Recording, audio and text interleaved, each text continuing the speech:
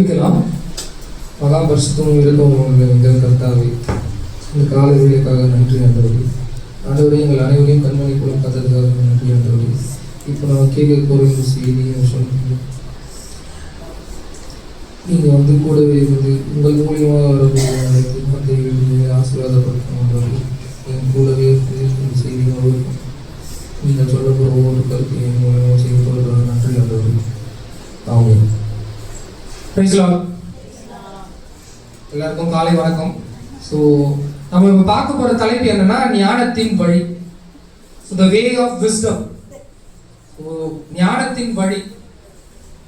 நம்ம கர்த்தராகிய ஆண்டவர் வந்து வெறும் அன்புக்கும் இரக்கத்துக்கும் வல்லமைக்கும் அதிசயத்துக்குமான கடவுள் மட்டும் இல்லை, அவர் வந்து ஞானத்துக்கான கடவுள். ஸோ ஞானம்னா எப்படின்னா, இப்போ ஒரு சின்ன கதை ஒன்று சொல்கிறேன். ஸோ ஹென்ரி ஃபோர்ட் எல்லாரும் ஃபோர்ட் கம்பெனி தெரியும் எல்லாருக்கும். அந்த ஃபோர்ட் கம்பெனியோட நிறுவன தலைவர் வந்து அதை கண்டுபிடிச்சவர் வந்து ஹென்ரி ஃபோர்ட்.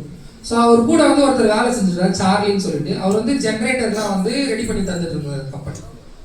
அப்போ அவர் நிறைய ரொம்ப காஸ்ட்லியான ஜென்ரேட்டர்லாம் ரெடி பண்ணி கொடுத்துட்டு அவர் போயிட்டார். அவர் போனதுக்கப்புறம் ஒரு ஜென்ரேட்டரில் வந்து ஒரு சின்னதாக ஒரு பழுது அடைஞ்சிருச்சு. ஸோ அந்த பழுதை சரி பண்ணுறதுக்கு வந்து இவங்கெல்லாம் ட்ரை பண்ணி பார்த்தாங்க. அங்கே இருக்க வேலைக்காரங்க எல்லாருமே பெரிய பெரிய எக்ஸ்பர்ட்லாம் அவங்க ட்ரை பண்ணி பார்த்து அதை வந்து அவங்களால சரி பண்ணவே முடியல. ஸோ சரி பண்ண முடியலன்னொடனேயும் ஃபோர்டு என்ன பண்ணாரு, சார்லிக்கு கால் பண்ணாரு. சார்லி இது மாதிரி வந்து அந்த ஜென்ரேட்டரில் ஒரு பழுது அடைஞ்சிருக்கு, அதை எங்கள் ஆளுங்களால வச்சு ட்ரை பண்ணி பார்த்தோம், எங்களால் அதை வந்து கண்டுபிடிக்கவே முடியல, சரி பண்ணவே முடியல அப்படின்னு சொல்லிட்டு சொன்னார். ஸோ சரி நான் வரேன் அப்படின்னு சொல்லிட்டு அவர் வந்தார். அவர் வந்து கிட்டத்தட்ட ஒரு 10 நிமிஷம் 15 நிமிஷம் தான் இருக்கும். அதுக்குள்ளேயே அவர் அந்த மிஷின் வந்து ரெடி பண்ணிட்டார். ரெடி பண்ணிட்டு அவர் போயிட்டு அவர் மெசேஜ் அனுப்புறாரு, எனக்கு வந்து இவ்வளோ காசு அனுப்புறீங்கன்னு சொல்லிட்டு. சரி என்ட்ரி எவ்வளோ தான் இருக்கும் அப்படின்னு சொல்லிட்டு திறந்து பார்க்குறப்ப ஒரு ஆச்சரியப்பாரு. அவர் கேட்டது வந்து $10,000. ஸோ 10,000 உடனே வந்து ஃபோர்டுக்கு என்ன பண்ணுறதுன்னு தெரியல. அவர் கால் பண்ணுறாரு சார்லிக்கு. சார்லி என்ன நீங்கள் வந்து ஒரு 10 நிமிஷம் தான் வேலை பார்த்துருக்கீங்க, நம்ம எவ்வளோ பழக்கம், இதுக்கு வந்து $10,000 சார்ஜ் பண்ணியிருக்கீங்க அப்படின்னு சொல்கிறார். அப்போ சார்லி சொல்கிறாரு, அந்த பிரச்சனையை கண்டுபிடிச்சி அது வந்து டிங்கர் பண்ணுறதுக்கு வந்து $10 தான் செலவாகும். ஆனால் அது எந்த மிஷின்லேருந்து கண்டுபிடிக்கிறதுக்கு என்னோட ஞானம் தேவை. அதுக்காக வந்து மீதி இருக்க $9,990 வரைக்கும் எனக்கு அந்த $10 தான் நான் செஞ்ச வேலைக்கு அப்படின்னு சொல்கிறேன். ஸோ இங்கே பார்த்தீங்கன்னா வந்து ஞானம் வந்து எவ்வளோ பெருசு. ஒரு வேலை வந்து சின்ன வேலை தான், அது வந்து ஒரு $10 அந்த அளவுக்கு அதோட பெருமானம் உள்ள வேலை தான். ஆனால் அவருக்கு இருக்கிற ஞானத்தினால அவர் வந்து அதை வந்து பல மடங்கு, எப்படி நீங்கள் 10 மடங்கு இல்லை 1000 மடங்கு அதை வந்து அறுவடை பண்ணுறாரு. ஸோ அறிவு வந்து சக்தி, ஞானம் வந்து செல்வம். ஸோ அறிவு என்பது வந்து சக்தி, ஞானம் என்பது வந்து செல்வம்.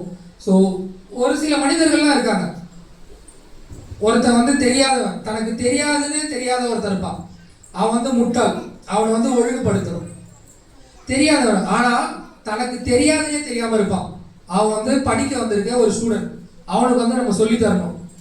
தெரிந்தவன் ஆனால் தனக்கு தெரியாது என்று அறியாதவன் போல தூங்கி இருப்பான், அவனை வந்து நம்ம எழுப்பணும்.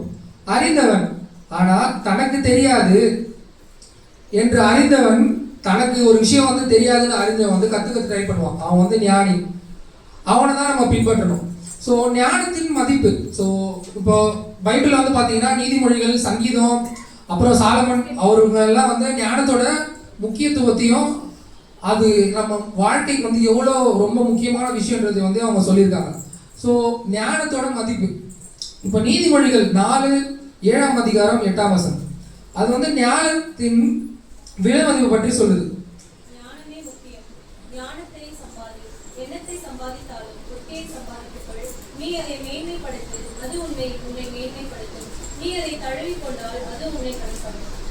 ஸோ இங்க பாத்தீங்கன்னா ஞானமே முக்கியமானது, ஞானத்தை சம்பாதி. இது வந்து விலை மதிப்பே இல்லாதது. ஞானத்துக்கு எங்க மதிப்பு இருக்கா, விலை மதிப்பு இருக்கா? விலை மதிப்பே இல்லாதது, அது ரொம்ப வந்து மிகப்பெரிய ஒரு பொக்கிஷம். ஸோ நீதிமொழியிலே சொல்லப்பட்டிருக்கு, நீதிமொழியில 15:24 ஞானம் வந்து வாழ்க்கைக்கு வழிகாட்டுகிறதுன்னு சொல்லியிருக்கு.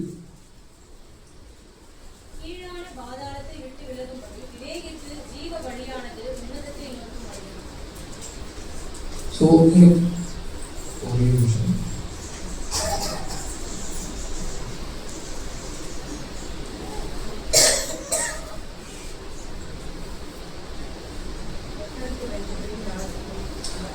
இங்க பாத்தீங்கன்னா நீதிமொழிகள் 15:24 கீழான பாதாளத்தை விட்டு விலக்கும்படி விவேக்கும் ஜீவ வாழ்க்கையானது உன்னதத்தை நோக்கும் வழியேக்கும் அப்படின்னு சொல்லியிருக்காங்க. ஸோ இது இங்கிலீஷ்ல எப்படி போனா, acting wisely is the way of life, guide a man away from the underworld.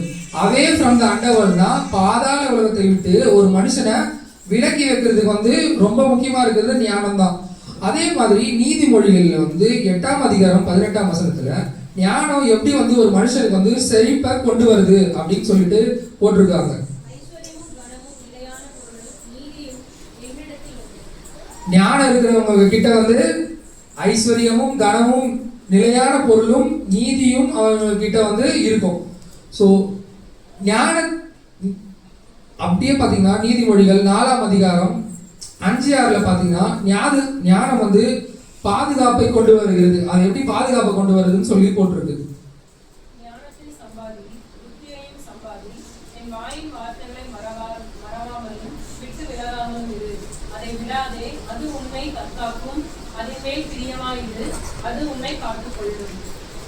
So இப்போ பார்த்தோன்னா நமக்கு வந்து கர்த்தர் மேல ரொம்ப அதிகமான நம்பிக்கை இருக்கு. நம்ம கர்த்தரை வந்து நம்புறோம். கிறிஸ்துவ வாழ்க்கையில ஃபர்ஸ்ட் வந்து நம்பிக்கை தான் ரொம்ப முக்கியம். நம்ம கர்த்தரை வேண்டி வேற எந்த தேவனும் இல்லை அப்படின்னு சொல்லிட்டு நம்ம நம்பி இருக்கோம்.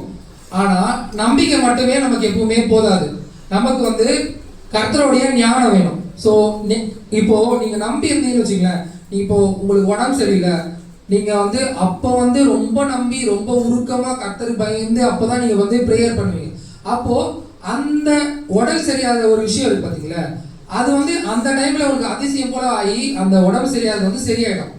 இதுவே நீங்க ஞானத்தோட இருந்தீங்கன்னா உங்களோட உணவு பழக்கத்தையே நீங்க மாற்ற ஆரம்பிச்சிருப்பீங்க. நம்ம காலையில 8 மணிக்கு எழுந்துக்கணும், 8:30 மணிக்கு சாப்பிடணும், 1 மணிக்கு லஞ்சு சாப்பிடணும், அப்புறம் இப்போ மாத்திரை பண்ணணும், இப்போ எக்ஸசைஸ் பண்ணணும் அப்படின்னு சொல்லிட்டு நீங்க ஞானமா அவங்கள பத்தி சிந்திச்சு உங்களோட உணவு பழக்கத்தையே மாற்ற மாற்ற மாற்ற உங்களுக்கு அந்த உடல் சரியில்லாத போற நிலைமையே வந்து வராது. நமக்கு நம்பிக்கை முக்கியம் தான். நம்பிக்கை இருக்கிறப்போ வந்து நமக்கு வந்து உடம்பு சரியில்லாத போறப்போ நம்ம வந்து கர்த்தரை நோக்கி நம்ம ஜெபம் பண்றோம், நம்மளுக்கு வந்து ஹீலிங் ஆகுது, நம்மளுக்கு சரியாகுது, அதெல்லாம் சரி.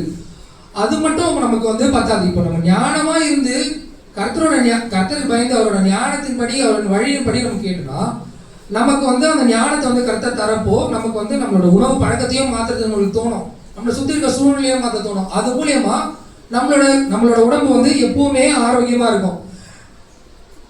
அதே மாதிரி இப்போ நீங்க கர்த்தர் மேல நம்பிக்கையா இருக்குன்னு வச்சுக்கோங்க. இப்போ நீங்க ஒரு வேலையில போய் சேர்றீங்க, அப்போ வந்து அந்த வேலையில வந்து என்ன யோசிப்பீங்க, எனக்கு வந்து ஒரு ப்ரொமோஷன் வேணும் கர்த்தரே, ஏசப்பா எனக்கு ஒரு ப்ரொமோஷன் வேணும், சம்பளம் அதிகமாக வரணும் அப்படின்னு தான் நீங்க நினைப்பீங்க. இதுவே நீங்க ஞானமா இருந்தீங்களா, அங்க வேலை செஞ்சுக்கிட்டு நீங்க புதுசா ஒரு கம்பெனி, இதே மாதிரி ஒரு கம்பெனி எப்படி உருவாக்கி நம்ம முதலாளியாகி நம்ம எப்படி மற்றவங்களுக்கு வந்து சம்பளம் கொடுக்கலாம் அப்படின்ற அளவுக்கு ஞானம் வந்து உங்களை வந்து வழி நடத்தி உங்களை வந்து கொண்டு போய் சேர்க்கும். இதே மாதிரி தான் இப்போ யோசேப்பு பாத்தீங்கன்னா வச்சுங்களேன், யோசேப்பு வந்து என்ன பண்றாங்க, அவங்க அண்ணங்க எல்லாம் சேர்ந்து வந்து வித்து போடுறாங்க. வித்துட்டு அவர் என்ன பண்றாரு, ஒரு வீட்டுக்கு போய் அடிமையா போறாரு. அந்த வீட்டுல இருந்து ஓடி போறாரு. அவர் வந்து திருடன்னு சொல்லி அவர் வந்து மறுபடியும் ஜெயிலுக்கு கூட்டு போறாங்க. அங்க ஜெயிலுக்கு போனதப்போ கூட பாத்தீங்கன்னா அங்க ஒருத்தர் இவருக்கு வந்து பழக்கமாகறாரு. அவரு மூலியமா இவர் ராஜாக்கு தெரியுறாரு.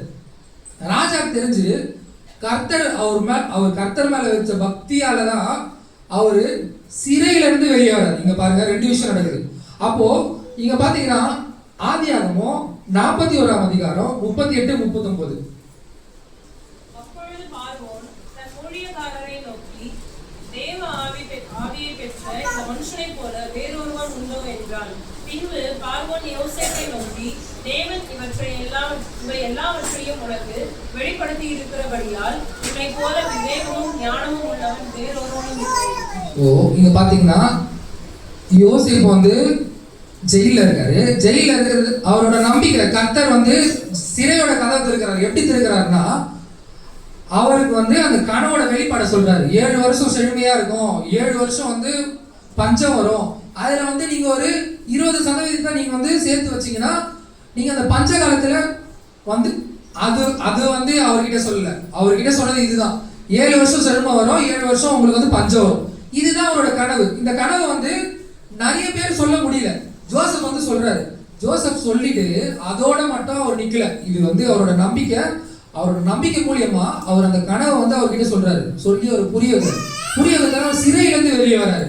ஆனா அதே இடத்துல பாத்தீங்கன்னா ஜோசப் அதோட மட்டும் நிக்காம அவர் என்ன பண்றாரு, யோசிப்பு இதுல இருந்து நீங்க எப்படி மீண்டு வருது அப்படின்னு சொல்லிட்டு அவரோட ஞானம், கர்த்தருக்கு அவர் பயந்திருந்ததால, கர்த்தர்கிட்ட இருந்து அவர் கிடைச்ச அந்த ஞானத்தால அவர் இதோட கனவு முடிஞ்சிச்சு, இதான் கனவு, நான் வரேன் அப்படின்னு சொல்லிட்டு அவர் கிளம்பி போயிருக்கலாம் அந்த இடத்த விட்டு. ஆனா அவர் ஆன் த ஸ்பாட், அங்கே ஆன் த ஸ்பாட்ல ஒரு ஐடியா கொடுக்குறாரு. அவருக்கு ஒரு ராஜாக்கே ஐடியா கொடுக்குறாரு. நீங்க என்ன பண்ணலாம், 7 வருஷம் பஞ்ச காலத்துல நீங்க வந்து சேர்த்து வச்சுக்கலாம். சேர்த்து வச்சுட்டு அவங்க எல்லாம் பஞ்சத்துல இருக்கிறப்போ அவங்களுக்கு அவங்களோட நிலத்தை நீங்க வாங்கிட்டு இதை வந்து அவங்களுக்கு தரலாம். தந்து இந்த எகிப்து தேசமே பஞ்சத்துல இருக்கிறப்போ நீங்க வந்து எப்படி செழித்து வாழலாம். ஒரு நாடு 7 வருஷம் பஞ்சத்துல போக போகுது. அதை அறிந்து அதுக்காக நம்ம எப்படி ப்ரிப்பேர் பண்ணணும், நம்ம எப்படி ஆயத்தமா இருக்கணும், நம்ம எந்த அளவுக்கு கர்த்தரோட ஞானம் இருந்ததுன்னா நம்ம இதுதான் நான் சொல்ல வந்தேன். இப்போ நம்ம உடம்பு சரியில்லாத போச்சுன்னா நம்ம அந்த நேரத்துல தான் ஏசப்பா நோக்கி பிரேயர் பண்றோம், நமக்கு அந்த ஹீலிங் கிடைக்குது. ஆனா நம்ம கர்த்தரோட ஞானத்தின் படி நம்ம வாழ்ந்தோம்னா நமக்கு வந்து அந்த உடம்பு சரியில்லாத போகிற நிலைமையே வராது. ஃபர்ஸ்ட் ஆஃப் ஆல் அதுதான் நம்ம வந்து ரொம்ப முக்கியமா புரிஞ்சுக்கணும். நம்பிக்கை வந்து உங்க சூழ்நிலையிலிருந்து வெளியே மட்டும் தான் கொண்டு வரும். ஆனா ஞானம் உங்களுக்கு வந்து விதிகளை கற்றுக் கொடுக்கும். இந்த சூழ்நிலை, இந்த விதி, எந்த விதியை நம்ம பயன்படுத்தி நம்ம வாழ்ந்தோம்னா அந்த விதிக்கு ஏற்ற மாதிரி நம்ம எப்படி மாறலாம் அப்படின்னு சொல்லிட்டு மொத்தம் வந்து 3 விதமான மனிதர்கள் இருக்காங்க. ஸோ 3 விதமான மனிதர்கள் வந்து இந்த உலகத்துல வந்து இருக்காங்க. முதல்ல வந்து ஞானம் உள்ளவன், இன்னொருத்த வந்து முட்டாள், இன்னொருத்த வந்து ரொம்ப மோசமானவன். ஸோ ஞானம் உள்ளவங்க எப்பவுமே வந்து நீங்க ஒரு விஷயம் சொல்றீங்களா, அது சரியா இருக்கா, அதை வந்து ஏற்றுக்கொண்டு தன்னை மாத்தி கொள்ளுவாங்க. இப்ப பார்த்தோம்னா நம்ம ஆரம்பிக்கிறப்போ போன்ல இருந்து ஆரம்பிச்சோம், டெலிஃபோன்ல இருந்து நம்ம படிப்படியா நம்ம ஞானத்தினால போன்ல இருந்து செல்போன் வந்தது, செல்போன்ல இருந்து இப்போ டச் போன் வந்துச்சு, டச் போன்ல இருந்து இப்போ கையிலேயே போன் வர மாதிரி வந்துச்சு, நம்ம கையிலேயே இன்பில்டா இன்டாக்ட் பண்ணிக்கிற மாதிரி.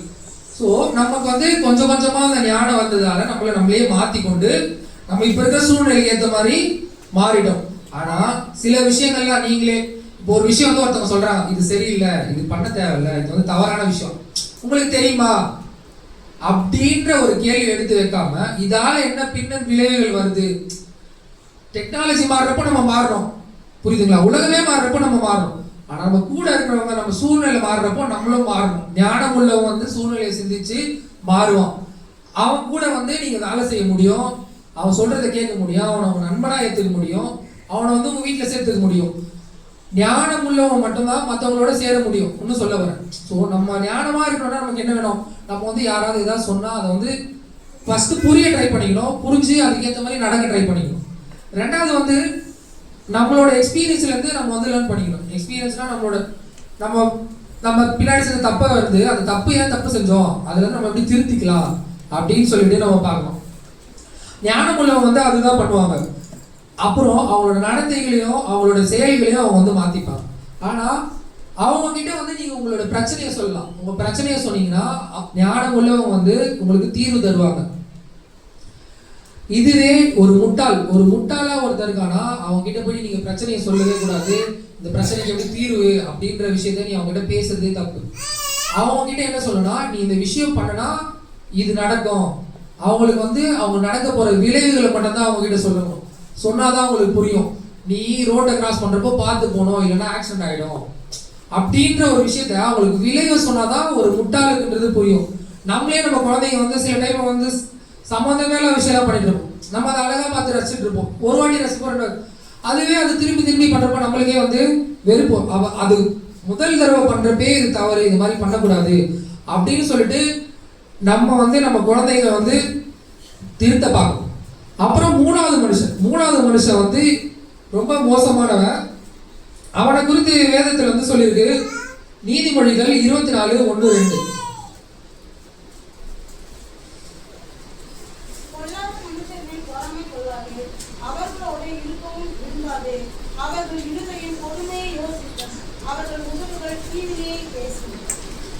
ஆமென் சொல்லுங்களா. இது இங்கிலீஷ் பைபிள் எப்படி போட்டிருக்குன்னா have no envy for evil men. நோனா அது இல்லைன்னு அர்த்தம். அதுதான் பொல்லாத மனுஷரை பொறாமை கொள்ளாது. அவங்கள பத்தி நீங்க வந்து கேரே பண்ணாதீங்க, அவங்கள பத்தி திங்கே பண்ணாதீங்க, அவங்கள ஒரு பொருட்டாவே எடுத்துக்காதீங்க. ஒருத்தன் உங்களுக்கு தீமையானதே செய்யணும்னு நினைக்கிறான்னா அவனை பத்தி நீங்க அவனை கண்டுக்காதீங்க, அவனை திருத்தணும்னு பார்க்காதீங்க. உங்களோட நேரத்தை வந்து தேவையில்லாத வந்து செலவு பண்ணாதீங்க அவங்ககிட்ட. அதை பண்றதுக்கு வந்து நம்ம இல்ல, நம்ம கர்த்தராகிய இயேசு கிறிஸ்து இருக்காரு. அவர் வந்து அந்த பொல்லாங்கான மனுஷங்களை பார்த்துப்பாரு. நீங்க பொல்லாங்கான மனுஷன் வந்து எப்படியாப்பட்டவனா, அவன் வேணுமுனே ஒருத்தனை வந்து காயப்படுத்தி அழ வைக்கணும், அவன் நல்லாவே இருக்கக்கூடாது அப்படின்னு நினைக்கிற ஒரு ஆள். அவனை பத்தி நீங்க கவலையே பட தேவையில்ல, அவனை பத்தி நீங்க பிரயத்தனம் பண்ணவே தேவையில்ல, அவனை திருத்தணும்னு நீங்க நினைக்கவே கூடாது. அவனை விட்டு நீங்க எப்பவுமே விலகி இருங்க, அவன் கூடயே இருக்காதீங்க, அவன் பக்கத்திலே இருக்காதீங்க. அவங்களுக்கு என்ன பண்ணணுமோ, அவங்களை எப்படி பார்த்துக்கணுமோ, அவங்களை எப்படி மாத்தணுமோ அது வந்து ஆண்டவராகிய இயேசு கிறிஸ்து பார்த்துப்பாரு. அவரை பத்தி நம்ம கவலையே பட தேவையில்ல.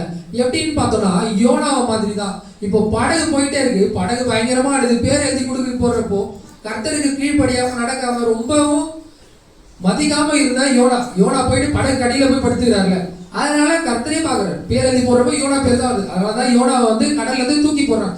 அது போலதான் ரொம்ப கெட்ட மனுஷங்க உங்களை வந்து நீங்க நல்லா இருக்க கூடாது, நீங்க இது போல இருக்கக்கூடாது, உங்களுக்கு தீமை நடக்கணும், நீங்க வேற ஏதாவது ஆகணும் அப்படின்னு நினைக்கிறவங்க கிட்டே நீங்க போகாதீங்க. அவங்கள பத்தி யோசிக்காதீங்க. எப்படி கடல்ல இருந்து தூக்கி யோனாவை போட்டாரோ அது மாதிரியே அவங்கள நீங்க உங்க வாழ்க்கையில இருந்து தூக்கி போட்டுருங்க. அவங்கள பத்தி பிரயத்தனம் பண்ணி எதையும் நினைச்சு யோசிக்காதீங்க.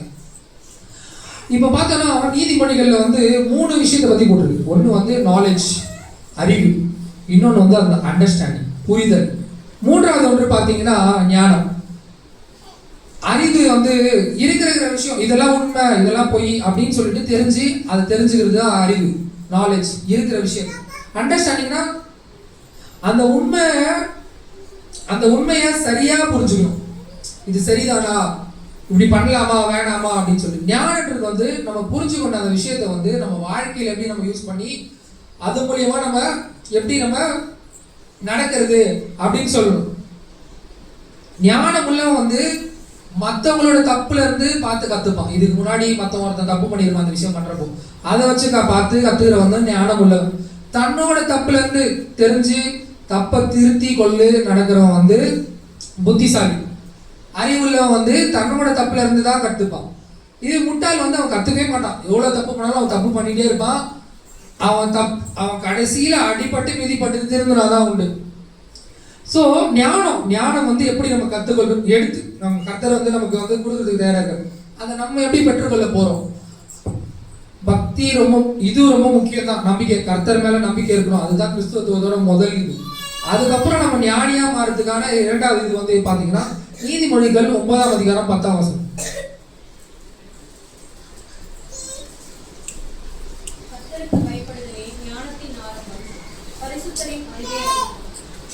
கர்த்தருக்கு பயப்படுதலே ஞானத்தின் ஆரம்பம். சோ சங்கீதம் 111:10 படிங்க.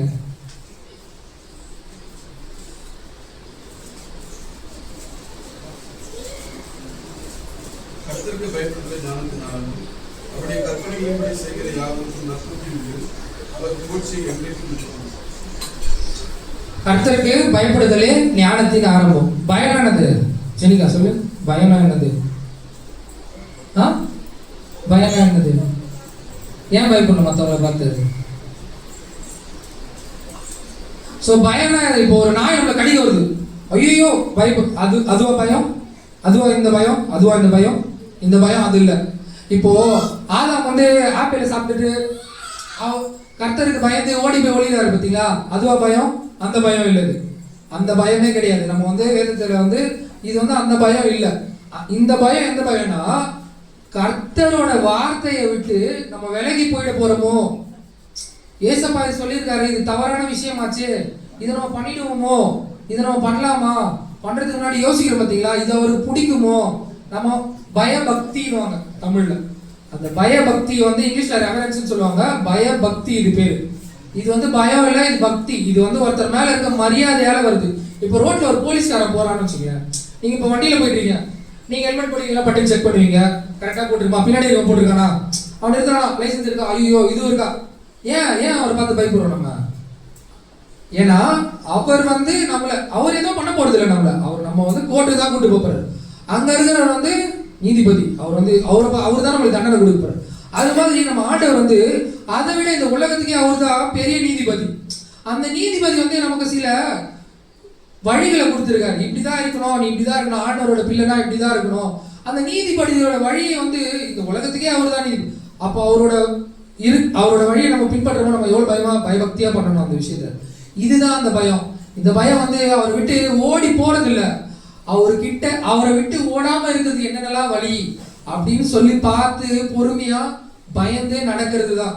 புரியுதுங்களா? அவரை பார்த்து பயப்படுறது இல்லை. சாதாரண ஒரு போலீஸை பார்த்து பயப்படுறோம்னா அந்த சட்டத்திட்டத்தை நம்ம ஒழுங்கா ஃபாலோ பண்றோமா அப்படின்னு சொல்லிட்டு தான். அதே மாதிரி பைபிள்ல இருக்க சட்டத்திட்டத்தை வந்து அவர் சொல்லியிருக்க வார்த்தைகளை வந்து நம்ம ஒழுங்கா ஃபாலோ பண்றோமா, அவர் மேல பயமா இருக்குமா, பயபக்தியா இருக்குமா அப்படின்னு சொல்லி பாக்குறது தான். இது பாத்தீங்கன்னா யோபை பத்தி எல்லாருக்கும் தெரியல. யோபு, நான் நிறைய கதை சொல்ல நினைக்கிறேன். யோபு வந்து என்ன பண்ணான்னா ரொம்ப பெரிய பணக்காரன், பயங்கரமா வாழ்றான், அவனுக்கு நிறைய செல்வம் எல்லாமே இருக்கு. இயேசுப்பா வந்து அவரை சுத்தி வேலியை போல அவர் வந்து பாதுகாத்து அப்படியே ஒரு ரோஜா செடி போல அழகா அவரை பாத்துக்கிறாரு. அவ்வளவு அழகா பாத்துக்கிறாரு. சாதாரண என்ன சொல்றான், நீங்க அவரை வந்து பயங்கரமா பாத்துறீங்க, அதனால அவர் வந்து உங்களை வந்து ரொம்ப பிரேஸ் பண்றாரு, இல்லைன்னா அவர் வந்து உங்களை வந்து கண்டுக்க கூட மாட்டாரு அப்படின்ற.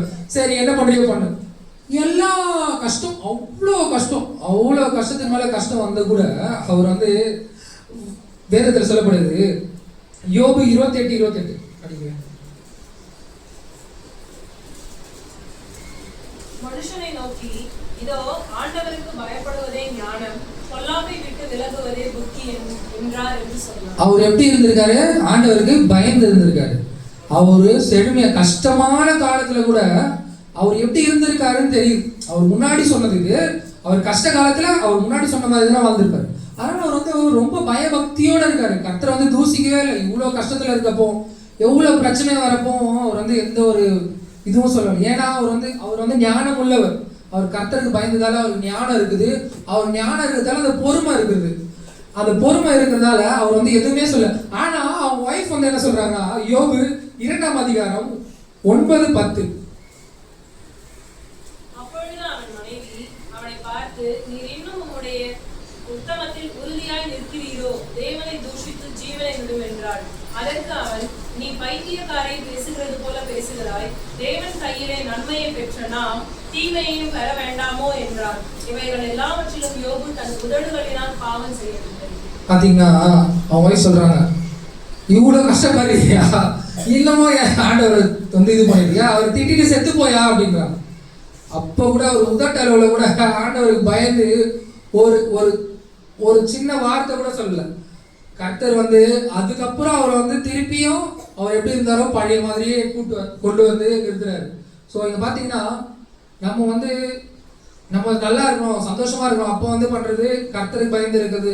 நம்ம எவ்வளவு கஷ்டம் இருந்தாலும், எவ்வளவு ஒரு கஷ்டமான சூழ்நிலை இருந்தாலும், அப்போ நம்ம வந்து ஆண்டவர் நோக்கி ப்ரேயர் பண்ணி நம்ம எப்படி இருக்கிறோமோ அதே மாதிரி தான் நம்ம நிலையை வந்து மாத்தாம இருக்கணும். ஒரு ஞானி வந்து எல்லாத்தையும் தெரிஞ்சவன் தன்னோட நிலையை அடிக்கடி மாத்திப்பான். சூழ்நிலைக்கு ஏற்ற மாதிரி மாத்திக்க மாட்டான். அவன் வந்து எப்படி இருக்கணும் அதே மாதிரி அவன் இருக்கிறத வச்சுதான் அவனோட சூழ்நிலையே மாறும். அவன் சூழ்நிலைக்காக மாத்திக்க மாட்டான், அவனுக்காக சூழ்நிலையே மாற வைப்பான் அவன். ஸோ கர்த்தருக்கு பயப்படுறதுனால நமக்கு வந்து அந்த ஞானமானது வந்து நமக்கு வந்து கிடைக்கும். நமக்கு வந்து இப்ப பாத்தீங்கன்னா யோபு வந்து நடுவுலயே வந்து ப்ரேயர் பண்ணி, ஏசப்பா ஏன் ஏசப்பா எனக்கு வந்து இது மாதிரி கொடுத்துருக்கீங்க அப்படின்னு சொல்லிட்டு அவர் கேட்கல. ஏன் கேட்கல? அவருக்கு தெரியும் கடைசியா வந்து நமக்கு என்ன பண்ண போறாங்கன்னா, நம்ம வந்து பல சூழ்நிலையில ஏசப்பாவே நம்ம கேட்க ஆரம்பிச்சோம், ஏன் ஏசப்பா இது தரீங்க, ஏன் இந்த கஷ்டத்தை எனக்கு தரீங்க அப்படின்னு சொல்லிட்டு அப்ப அவர் கொடுப்பாரு நமக்கு ஒண்ணு. அது வந்து ரொம்ப எப்படி சொல்றது, விலை கம்மியான ஒரு விஷயமா இருக்கும், ஒரு சீப்பான விஷயமா இருக்கும். அதுக்காக நம்ம வந்து ஏசப்பா கூட சண்டை போட்டு அதை வாங்கியிருப்போம். ஆனா நீங்க பொறுமையா இருந்தீங்கன்னா அதை விட ரொம்ப பெரிய ஒரு விஷயத்துக்காக அவர் வந்து காத்துட்டே இருக்காரு. அது வந்து ஆயத்தப்பட்டுட்டே இருக்காரு, உங்களை வந்து பொறுமையா தயார்படுத்திட்டே இருக்காரு. இதுக்கு வந்து ஒரு கதை இருக்கு. ஒரு ஊர்ல வந்து ஒரு அழகான வெள்ளை குதிரை இருந்துதான். அந்த ஊர்ல இருக்க எல்லா மக்களுக்கும் வந்து அது ரொம்ப பிடிச்சிருந்ததுதான். கிட்டத்தட்ட ராஜா வந்து கேட்கிறான். ஆனா வந்து ஒரு ஏழை விவசாயி, அந்த ஏழை விவசாயி வந்து இந்த குதிரையை வந்து நான் தரமாட்டேன், இது வந்து என் குடும்பத்துல ஒரு விஷயமா இருக்கு, குடும்பத்துல ஒரு ஆள் போல இருக்கு, இது வந்து நான் எப்பவுமே யாருக்கும் தரமாட்டேன் அப்படின்னு சொல்லிடுறேன். அப்போ என்ன பண்றாங்கன்னா, ஒரு 2 நாள் கழிச்சு பார்த்தோன்னா அந்த குதிரை காணாத போயிட்டு. அவன் சுத்தி இருக்க சொந்தக்காரங்க சுற்றத்தார் எல்லாரும் வந்து அப்பவே கேட்டாங்களே, இந்த குதிரை நீ கொடுத்துருக்கலாம்ல, கொடுத்துருந்தா உங்ககிட்ட காசா தந்துருக்கோம், இப்ப குதிரையும் போயிடுச்சு, உங்ககிட்ட காசு இல்லை, நாளைக்கு சாப்பாடுக்கு என்ன பண்ண போற, பாத்தியா கடவுள் எப்படிலாம் உன்னை வந்து சோதிக்கிறாரு அப்படின்னு சொல்லிட்டு சொல்றாராம். அப்போ அதுல இருங்க பொறுமையா இருங்க, அவங்களுக்கு முழுசான விஷயம் தெரியாது. இதுக்காக நான் வந்து கர்த்தரை எப்படி திட்ட முடியும், கடவுள் எப்படி நான் வந்து தூஷிக்க முடியும் அப்படின்னு சொல்லிட்டு அவன் பொறுமையா இருக்கிறான். எப்படி இருக்கிறான்னா பொறுமையா இருக்கிறான். அவன் வரப்போற விஷயத்துக்காக பொறுமையா இருக்கிறான். ஏன்னா அவன் வந்து கர்த்தருக்கு பயந்த மனுஷன். அப்புறம் ஒரு 3 நாள் கழிச்சு அந்த ஒரு குதிரை ஓடி போன குதிரை 12 காட்டு குதிரையை கூட்டிட்டு வந்துச்சான். 12 காட்டு குதிரையை கூட்டு வந்து சுத்தி இருக்கவங்க எல்லாருமே வந்து சூப்பர்ப்பா, உன் குதிரை ஒரு குதிரை 12 குதிரையை கூட்டு வந்துச்சு, சூப்பர், கர்த்தர் உண்மையாலே ரொம்ப அற்புதமானவர் தான், நீ எதுக்கு நீ திட்டாம நல்ல விஷயம் தான்ப்பா, சூப்பர்ப்பா அப்படின்னு சொல்லிட்டு சொல்றாங்களா. அப்போ அவர் சொல்றாரா, அது ஒரு குதிரை, அது ஒரு 12 காட்டு குதிரைகளை கூட்டு வந்திருக்கு, அவ்வளவுதான். இதுக்காக கர்த்தரை நான் எப்பவும் பண்றதை நான் பண்ணதான் போறேன், இதுக்காக அவருக்கு ரொம்ப பிரைஸ் பண்ண போறது இல்லை, அவர் வந்து திட்ட போறதா இல்லை, நடக்கிறது நடக்கட்டும் அப்படின்னு சொல்லிட்டு இருக்காரு. அப்போ ஒரு 3 நாள் போகுதான். அப்போ வந்து அந்த அவங்க பையன் வந்து அந்த குதிரைக்கு வந்து பயிற்சி கொடுக்குறானா, காட்டு குதிரைல அதை வந்து பழக்கணும்ல, அப்படி பழக்கணும்னு சொல்லிட்டு பயிற்சி கொடுக்குறானா. பயிற்சி கொடுக்குறப்ப என்ன ஆகுதுன்னா, அந்த குதிரை வந்து அவன் பையனோட காலில் எட்டி வந்துச்சு. குதிரை வந்து கிக் பண்றது தானே அதோட ஸ்பெஷலே, அதோட தற்காப்பே வந்து காலில் தான் எட்டி உதைக்கும். நீங்க எந்த இதுல போய் பார்த்தாலும் அதோட தற்காப்பு அதுதான். ஸோ எட்டி வதைக்கிறப்ப கால் 2 காலுமே உடஞ்சிருந்தான் அவன் பையனுக்கு. அப்போ மறுபடியும் அவங்க சுத்தி இருக்க சொந்தக்காரங்க எல்லாரும் சொல்றாங்களா, என்னப்பா காட்டு குதிரை, ஆமாப்பா நீ சொன்னது கரெக்டு தான், ஏசவா கர்த்தர் வந்து சரியில்லை பாத்தியா, உன் பையன் காலை வச்சிட்டாரு. அப்போ அவர் சொல்றாராம் பொறுமையா, இருங்க கால் தானே உடஞ்சது, கொஞ்ச நாளைக்கு நடக்க முடியாது, சரியாயிடும், பார்த்துக்கலாம், எப்படி இருந்தாலும் ஒண்ணுதாங்க அப்படின்னு சொல்லிட்டு. அப்போ இன்னும் ஒரு வாரம் கழிச்சு அந்த நாட்டுல வந்து போர் வந்துச்சான். போர்னா என்ன தெரியல. அப்போ அந்த ராஜா காலத்துல அவங்க வீட்டுல இருந்து ஒரு ஆளையாவது அனுப்புங்க அப்படின்னு சொல்லிட்டு எல்லார் வீட்டுல இருந்து பசங்களையும் கூப்பிட்டு போயிட்டு போர்ல சண்டை போட விட்டாங்களாம். சண்டை போட விட்டு அந்த போர்ல வந்து அவங்களாம் மறுத்தி இறந்து போயிட்டாங்க. அப்போ அவங்க சொந்தக்காரங்க எல்லாரும் வராங்களாம் மறுபடியும் அவர் வீட்டுக்கு. பாத்தீங்கப்பா ஒரே ஒரு பையனை கூட விட்டு போயிட்டாங்களாம், ஏன்னா அந்த பையனுக்கு கால் அடிபட்டுருக்குன்னு சொல்லிட்டு அவனை விட்டுட்டு போயிட்டாங்க. ஆமாப்பா கர்த்தர் உனக்கு உண்மையாலே பெரிய அற்புதம் செஞ்சிருக்காரு. போருக்கு போனாங்க எல்லாரும், போர்ல இருந்து யாரும் திரும்பி வரல, உன் பையன் கால் வச்சதால போருக்கு அவரை கூப்பிட்டு போல, அதனால கூட இருக்காங்க. பாத்தீங்களா, ஆமென் சொல்லுங்க. Praise the Lord. நம்ம வந்து கஷ்டம், அது ஒரு கஷ்டம். உணவுக்காக குதிரை இருந்தது, அந்த குதிரை தான் அந்த வீட்டுக்கே சம்பாதிச்சதார இதுவா இருந்தது, அது போயிடுச்சு. அப்பயும் அவர் வந்து என்ன பண்ணல, கர்த்தரை வந்து தூசிக்கல. நிறைய இடத்துல வந்தது, அப்பயும் அவர் என்ன பண்ணல, அவர் எப்பவும் பண்ற மாதிரி தான் பண்ணிட்டு இருந்தாரு. அவர் வந்து அதிகமா பண்ணல, தன்னோட நிலையை வந்து மாறாம கால் உடஞ்சிச்சு, அப்போ அவர் எதுவும் பண்ணல. கர்த்தர் வந்து பெரிய பெரிய பெரிய பெரிய காரியங்கள் வந்து செய்யறதுக்கு வந்து ரொம்ப ஆர்வமா இருக்காரு. இப்ப பாத்தீங்கன்னா யோசிப்பு வந்து கர்த்தர் மேல எவ்வளவு பயமா இருக்கும். ஆதியாகமம் 42:18-20.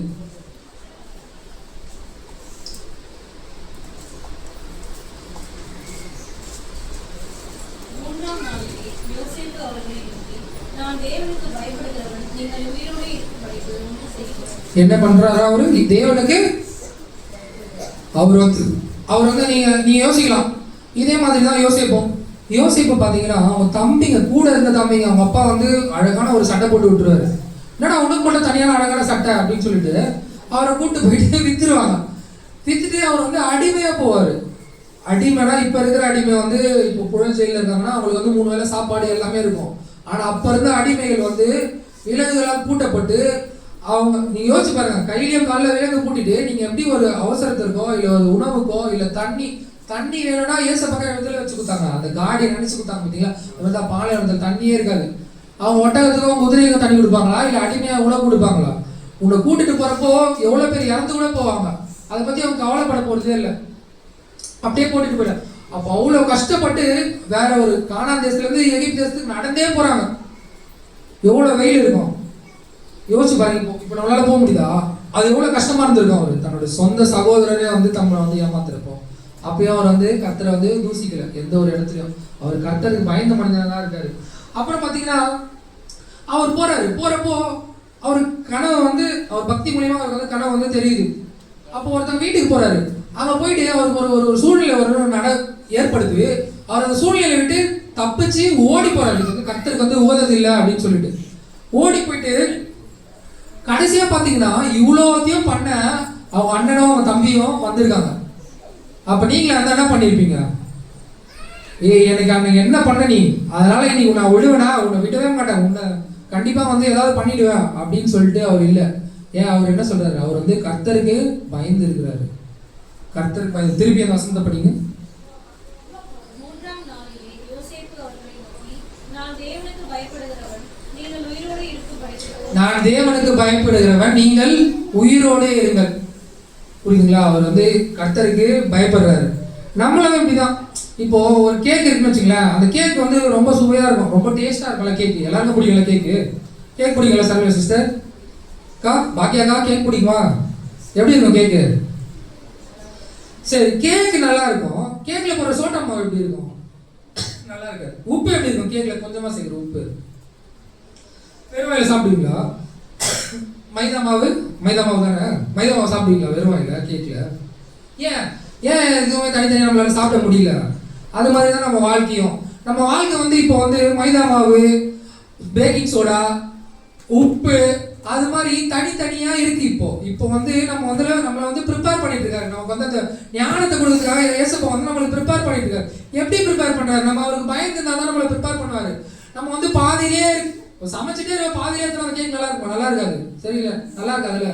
அதனால நம்ம ஒன்று பண்றோம்னா அதுல முழுமையா பண்ணோம். நம்ம ஒரு பக்தியா இருக்கிறோம். ஏசப்பா, ஆமா ஏசப்பா வந்து என் ஃப்ரெண்டு, அவர் என்னோட வலது காலத்துல வச்சிருக்கேன், அவர் என்னோட ரொம்ப க்ளோஸ் ஃப்ரெண்டு, அவர் என்ன சொல்ல கேட்டுப்பா, அவர் வந்து எங்க அப்பா தான். அப்பா இல்லைன்னு நான் சொல்லவே வரல. ஆனா அப்பாவுக்கு நீங்க எப்படி பயப்படுறீங்க? அவருக்கு என்ன மரியாதை தரீங்க? அவரோட வார்த்தைகளை எப்படி கேட்கறீங்க? அதுக்கு ஏற்ற மாதிரி எப்படி நடந்துக்கிறீங்க? அதுதான் ரொம்ப ரொம்ப முக்கியம். இப்போ நம்ம வந்து அவர் பயபக்தியா இருக்கும். அந்த ஒரு அற்புதத்துல இருந்து நம்ம ஒரு அற்புதத்துக்கு வாழ்றோம். நம்ம வந்து அற்புதங்களை நோக்கி வாழ்றோம். ஆனா ஆண்டவரோட வழியில நடக்கல. ஆண்டவரோட வழியில நடந்தனா நம்ம வாழ்க்கையே அற்புதமா இருக்கும். நம்ம அற்புதம் வெயிட் பண்ணவே தேவையே இல்லை. நம்ம டெய்லியும் நமக்கு அற்புதம் தான். அதே மாதிரிதான் இந்த கேக் எப்படி பொறுமையா ஒரு நல்ல குக், அதுதான் நம்ம ஏசப்பா. அவர் குக் பண்ணி நம்ம கொடுக்க போற கேக், அந்த கேக்குக்காக நம்ம வெயிட் பண்ண போறோம். அந்த வெயிட் பண்றப்போ வந்து எப்படி வெயிட் பண்ணணும்னா, அவர் என்ன சொல்றா, உடனே வந்துருவேன் அப்படின்னு சொல்றாரு. 2000 வருஷமா ஏசப்பா வரவே இல்லை, வரல தானே, இன்னும் மனுஷனா பிறந்து வெயிட் பண்ணுங்கன்னு சொல்லிட்டாரு. ஆனா உலக நாளைக்கு கூட அழிஞ்சிடலாம், அதுக்கு நம்ம எப்படி தயாரா இருக்கோம், எப்படி ஆயத்தமா இருக்கிறோம், கர்த்தருக்கு எப்படி பயந்து இருக்கிறோம், வழியை பின்பற்றி எப்படி நம்ம வாழ்றோம் அப்படின்னு சொல்லிட்டு நம்ம யோசிக்கணும். யோசப்பா வந்து நம்மளோட அப்பா தான், நம்ம செல்ல அப்பா, நமக்கு வந்து ரொம்ப பிடிச்ச அப்பா. அப்பாவுக்கு நம்ம வந்து பயபக்தியோட நம்மளோட மரியாதையை கொடுக்கணும். பயம்னா எந்த பயம்னு சொல்லல, அந்த பயத்தோட எப்பவுமே அவர் முன்னாடி வந்தாலும் சரி, எப்பவுமே அவரை மட்டும்தான் நம்ம முன்னிறுத்தணும். அவரை முன்னிறுத்தி பயபக்தியோட நம்ம இருந்தோம்னா, ஒரு கேக்குள்ள வேற வேற வேற வேற பொருள் போட்டு அது உருவாக்குறப்போ, அது உருவாக்கி கடைசியா வர ஒரு பொருள் வந்து எவ்வளோ அருமையா இருக்கோ, அது மாதிரி நம்ம வாழ்க்கையில அநேக பிரச்சனை வரும், அநேக சோகம் வரும். ஏன் அதெல்லாம் வருது? நம்மளை வந்து ஏசப்பா வந்து தயார்படுத்துறாரு. ஒரு விஷயத்துக்கா, ஒரு இதுக்காக நம்மளை தயார்படுத்துறாரு. நம்மளை கொஞ்சம் கொஞ்சமா தயார்படுத்துறாரு.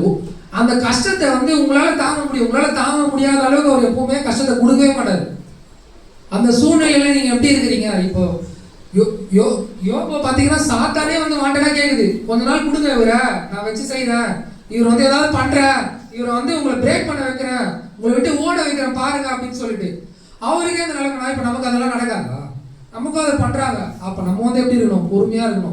பொறுமையா இருந்து ஞானத்தோட கர்த்தருக்கு பயந்து நடந்தீங்கன்னா அற்புதம் அப்படின்னு சொல்லிட்டு நம்ம அதுக்காக காத்திருக்க தேவையில்ல. அந்த வழியே வந்து நம்மளை வந்து கொண்டு சேர்ப்பாரு.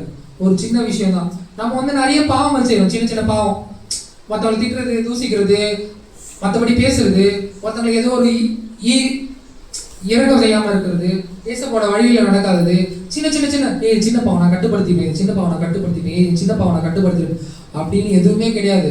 எல்லா பாவமும் பெரிய பாவம் தான், எதுவுமே சின்னது கிடையாது. இப்போ ஒரு ஊர்ல வந்து ஒரு வேட்டையாடுறது வந்து ஒரு குடும்பம் போகுது. அந்த குடும்பம் போறப்போ வந்து வேட்டையாடுறப்போ ஒரு சிங்கத்தை கொலை பண்ணிடுறாங்க. அங்க ஒரு சின்ன குட்டி சிங்கம் இருந்தது. குட்டி சிங்கத்தை எடுத்துட்டு வந்துடுறாங்க. குட்டி சிங்கத்தை எடுத்துட்டு வரப்போ அந்த ஊரோட சீஃப், அந்த ஊரோட தலைவர் வந்து என்ன சொல்றாருன்னா, தப்புப்பா, இது வந்து சிங்க குட்டி, இது வந்து நீ நினைக்கிற புலி, இது வந்து பூனை குட்டியே நாய் குட்டியே கிடையாது, இதை எடுத்துட்டு வந்து நீ வளர்க்கலாம் கூடாது, இதை வந்து நான் வெட்டி போட்டுறேன், இதை நான் இப்பயே சாவடிச்சிடறேன் அப்படின்னு சொல்றாரு. அப்போ அந்த வீட்டுல இருக்கவங்களாம் சொல்றாங்க, அந்த 2 குழந்தைங்களும், அப்போ பாவப்பா, இது ஒரு பாப்பாப்பா, இது ஏன்பா சாவடிக்கணும்? அவங்க அப்பா, உனக்கு இறக்கமே இல்லையா, இந்த சிங்கத்தை போய் சாவடிக்கணும், இந்த குட்டி குழந்தையா, இதுக்கு என்னையா தெரியும், இதுக்கு ஒண்ணுமே தெரியாது, இதை போய் சாவடிக்கணும் பாக்குற அப்படின்னு சொல்லி நாட்கள் கிடக்குது. பொறுமையா நாட்கள் அப்படி பொறுமையா போறப்போ ஒரு நாள் வந்து அந்த சிங்கத்துக்கு ரத்தத்தோட வாடை தெரியுது. அந்த வாழை தெரிஞ்ச உடனே அந்த 2 குழந்தைகளை அதை வந்து கொன்று போடுது. கொன்று போட்டதுக்கப்புறம் அதை சாவடிக்க அந்த பஞ்சாயத்து தலைவங்க அந்த ஊரில் இருக்காங்க எல்லாம். அப்போ ஒரு பெரிய வளர்ந்த ஒரு சிங்கம் இருக்குது அவங்க முன்னாடி. அது மாதிரி தான் நீங்கள் சின்ன சின்னதாக இதை நம்ம இப்போ திருத்திக்கலாம், அப்போ பார்த்துக்கலாம், இதை அப்புறமா பண்ணிக்கலாம் அப்படின்னு கடத்தி போடுகிறவன் வந்து ஒரு முட்டாள். இதை பற்றி பைபிளில் சொல்லியிருக்கு. அடுத்த வாட்டி எனக்கு இப்போவே இது ரொம்ப பெருசாக போகிற மாதிரி இருக்கு. அடுத்த வாட்டி எனக்கு வாய்ப்பு கிடைச்சதுன்னா நான் கண்டிப்பாக ஒரு 5 இது மட்டும் ஒரு முட்டாளை பற்றி மட்டும் நான் சொல்லிடுறேன் அப்படின்னு சொல்லிட்டு கடத்தி போடுவோம். இன்னும் ஒரே ஒரு வசனம், சங்கீதம் நீதிமொழிகள் 6ஆம் அதிகாரம் 6, 8.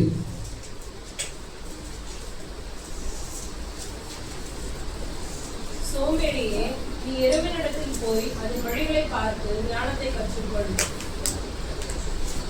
8 வரைக்கும். அதற்கு பிரபுவும் தலைவனும் அதிகாரியும் இல்லாதிருந்தும் கோடை காலத்தில் தனக்கு ஆகாரத்தை சம்பாதித்து அல்ப காலத்தில் தனக்கு தானியத்தை சேர்த்து வைக்கும்.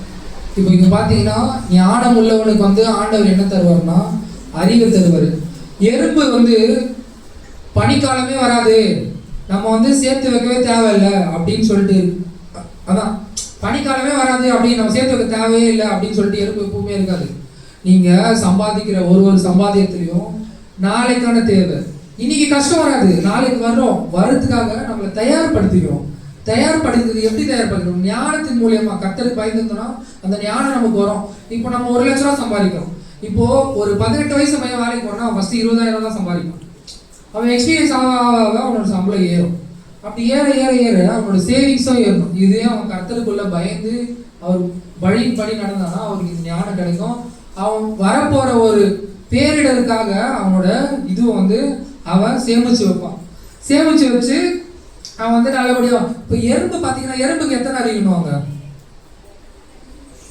எறும்பு பார்க்கறதுக்கே இவ்வளோதான் இருக்கும்ல, அதுக்கு எதுவுமே தெரியாதுன்னு நீங்கள் நினச்சிட்டு இருப்பீங்க, எல்லாரும் நினச்சிட்டு இருப்போம். அந்த எறும்பு வந்து கோடை காலத்திற்காக தன்னுடைய உணவு கிடைக்காது, இந்த காலத்தில் உணவு கிடைக்காது அப்படின்னு சொல்லிட்டு ஒரு சின்ன எறும்புக்கே தெரியுது.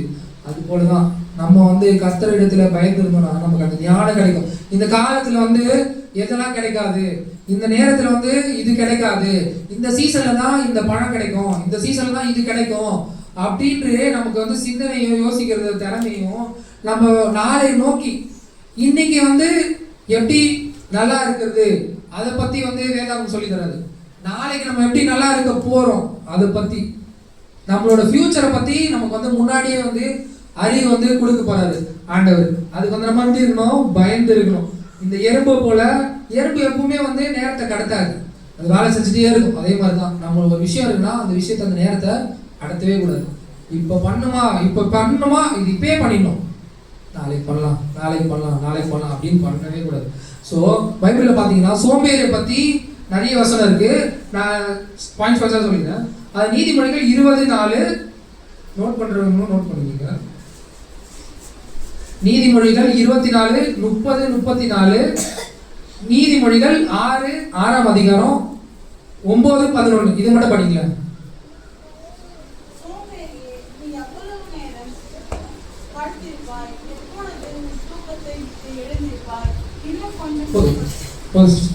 பாத்தீங்கன்னா சோம்பேறியே எவ்வளவு நேரம் தூங்குவ, எவ்வளவு நேரம் தூங்கிட்டு இருப்ப. இதெல்லாம் வந்து ஒரு சோம்பேறிக்கான ஒரு செய்கைகள். உங்களுக்கு இந்த விஷயம் நடந்ததுன்னு வச்சுக்கோங்க, நீங்க இது மாதிரி பண்றீங்கன்னா நீங்க உங்களை மாத்திக்க பாருங்க. சோம்பேறி எப்பவுமே என்ன பண்ணுவோம்னா ஒரு விஷயத்த தள்ளி போடுவோம். ஒண்ணு, நீங்க வந்து எதையும் தள்ளி போடல, நாளைக்கு பண்ணிக்கலாம் அப்படி நீங்க பண்றீங்களா நீங்களும் சோம்பேறியா மாறிட்டீங்கன்னு அர்த்தம். இன்னொன்னு வந்து தனக்கு நியமிக்கப்பட்ட வேலை பழுவோ இல்ல அவன் செய்ய வேண்டிய விஷயத்தையும் வந்து அவன் செய்ய மாட்டான். இப்போ நான் வந்து சமைக்கணும் அப்படின்னா அப்புறமா பண்ணிக்கலாம் அப்படின்னு இருப்பான். இப்போ நான் போயிட்டு காய்கறி கடையில் வாங்கிட்டு வரேன், அப்புறமா வாங்கிக்கலாம் வெயிலுக்கு அப்படின்னு வந்து அவனுக்கு இருக்கிற வந்து வேலையை வந்து அவன் தள்ளி போட பார்ப்பான். அப்புறம் அவனுக்கு வந்து தூங்குறதுன்னா ரொம்ப பிடிக்கும், எப்போ பார்த்தாலும் தூங்கிட்டே இருப்பான். இதை பத்தி தான் வசனம் சொல்லியிருக்கு. அப்புறம் அவன் வந்து எப்பவுமே சாக்கு சொல்லிட்டு இருப்பான். அங்க போ, இது இல்லையே, அது இல்லையே, அப்படி இல்லையேன்னு சாக்கு போக்கு சொல்லிட்டு இருப்பான். அப்புறம் அவனே முன் வந்து எந்த ஒரு விஷயத்தையும் பண்ண மாட்டான். நான் இதை பண்றேன் அப்படின்னு முன் வந்து பண்ணவே மாட்டான். இந்த 5 விஷயமும் உங்களை விட்டு எப்போ போதோ அப்பவே கர்த்தரோட ஞானம் வந்து உங்களுக்கு வந்துச்சுன்னு அர்த்தம். இந்த 5 விஷயத்துல ஏதாவது ஒரு விஷயம் இருந்தா கூட இன்னமும் அந்த ஞானம் நமக்கு கர்த்தர் கொடுக்கல. ஏன்னா நம்ம வந்து பைபிள்ல இருக்கிற போல சோம்பேறியா இருக்கும். நம்ம சோம்பேறியா இருக்கக்கூடாது. சோம்பேறியா இருக்கிறவங்க கிட்ட என்ன வரும்னா வறுமை வரும். அவங்க கிட்ட எப்பவுமே வறுமை இருக்கும். ஏன்னா அவன் வந்து அவனோட வேலையே செய்யலையே, அப்புறம் எப்படி அவங்க கிட்ட காசு இருக்கும்? அப்புறம் அவனோட தேவைகள் எல்லாமே சந்திக்கவே படாது. அவனே வந்து சுயமா எதுவுமே பண்ணல, அப்ப அவனோட தேவை எப்படி சந்திக்கப்படும்? சுயமா நான் இப்போ ஓடி போய் ஜெயிச்சானா ஃபர்ஸ்ட் ப்ரைஸ் வரும். ஃபர்ஸ்ட் ப்ரைஸ் வந்தா தான் அதுல இருந்து ஒரு காசு வரும். நானே ஓடவே இல்லைன்னா அவனுக்கு எப்படி வரும்? எதுவுமே வராது. அப்புறம் அவன் அவன் வீடை சுத்தியே பார்த்தீங்கன்னு வச்சுக்கோங்க, அவன் வீட்லயே நிறைய பொருள் வந்து உடஞ்சிருக்கும், எதையுமே சரி பண்ணிருக்க மாட்டான். அப்படியே பார்க்குறப்பே தெரியும் இந்த விஷயம் உடஞ்சிருக்கு, இதை நம்ம சரி பண்ணிருக்கோம், இப்பவே அதெல்லாம் கடந்து போய்டும், அப்புறம் பண்ணிக்கலாம். ஆனா கர்த்தருக்கு பயந்து நம்ம இருக்க போற நம்ம வாழ்க்கையில நமக்கு எவ்வளவு பிரச்சனை வந்தாலும் நம்ம வந்து கர்த்தரை வந்து தூசிக்கிறதோ எதுவும், கர்த்தரை எப்பவும் போல எந்த கஷ்டத்திலையும் சரி நஷ்டத்திலையும் சரி நம்ம நல்லா இருக்கவும் சரி நம்ம எப்பவுமே கர்த்தருக்கு பயப்படணும். பயம்னா அந்த பயம் இல்லை, கர்த்தருக்கு நான் சொன்ன மாதிரி அது போல பயப்படணும். கர்த்தருக்கு பயப்படணும். அவர் வழியை விட்டு நம்ம மாறிட போறோமோ, இந்த சூழ்நிலை வந்து நம்ம ஒரு தூஷிக்க போறோமோ, கர்த்தருக்கு நம்ம பயந்து பொறுமையோட காத்திருக்கணும். நீங்க கர்த்தருக்கு பயந்து அவர் சொன்ன அந்த 10 கட்டளையின் படி நீங்க நடந்தீங்கன்னா நம்ம வந்து ஞானியை போல திகழ்வோம். ஞானி வந்து என்னென்ன பண்ணாரு பார்த்தீங்க. ஞானியான யோசிப்பு என்ன பண்ணாரு, யோபு என்ன பண்ணாரு. ஞானியான யோசிப்பு பார்த்தீங்கன்னா சிறையிலேருந்து வெளியே மட்டும் வரல, அரண்மனைக்குள்ளேயே போயிட்டாரு, ராஜாவோட ரொம்ப க்ளோஸாகவும் ஆயிட்டாரு. ஸோ அது போல நம்மளை வந்து பார்த்துக்கிறதுக்கு நம்ம ஆண்டவராக கர்த்தர் இருக்காரு. நம்ம வந்து அவருக்கு பயந்து இருப்போம். இந்த வார்த்தையை கர்த்தர் தாமே ஆசீர்வதிக்கப்பட்டிருக்காங்க. ப்ரே பண்ணலாம். எங்களை அதிகமாக நேசிக்கிற ஆண்டவரே இயேசுவே, இந்த நாளுக்காக ஜெபிக்கிற ஆண்டவரே, இந்த நாளில் நீங்கள் கொடுத்த இந்த வார்த்தைக்காக நன்றி ஆண்டவரே. கர்த்தருக்கு பயப்படுதல் என்ற ஞானத்தின் ஆர்வம் என்று நாங்கள் கேட்ட இந்த வார்த்தையின்படி ஆண்டவரே உமக்கு பயந்து உங்கள் வார்த்தையின்படி நாங்கள் எல்லாரும் நடக்கணும் ஆண்டவரே. அதுக்கு நீங்கள் வந்து யோபு போலையும் யோசோபு போலையும் எங்கள் கூடவே இருங்க ஆண்டவரே. எங்கள் கரங்களை பிடித்து நீங்கள் நடத்தி செய்யுங்க ஆண்டவரே. தவறான பாதையிலே ஏதோ வழியிலேயே போனால் எங்களை வந்து நீங்கள் தடுத்து நிறுத்தி எங்களை காத்துக்கொள்ளுங்கள் ஆண்டவரே. ஆண்டவரே இந்த நாள் மட்டும் இல்லை ஆண்டவரே, எல்லா நாளும் நான் உங்களுக்கு பயந்து நாங்கள் போகணும் ஆண்டவரே. அதுக்கு நீங்களே கூட இருங்க ஆண்டவரே. ஆண்டவரே இதற்காக ஜெபிக்கிறீர்கள். என் ஆத்மாவை கிறிஸ்து முழுவதுமே பரிசுத்தம் கிறிஸ்து. என் ஆத்மாவை கத்தரிஸ்து கத்த சகல உபகாரங்களை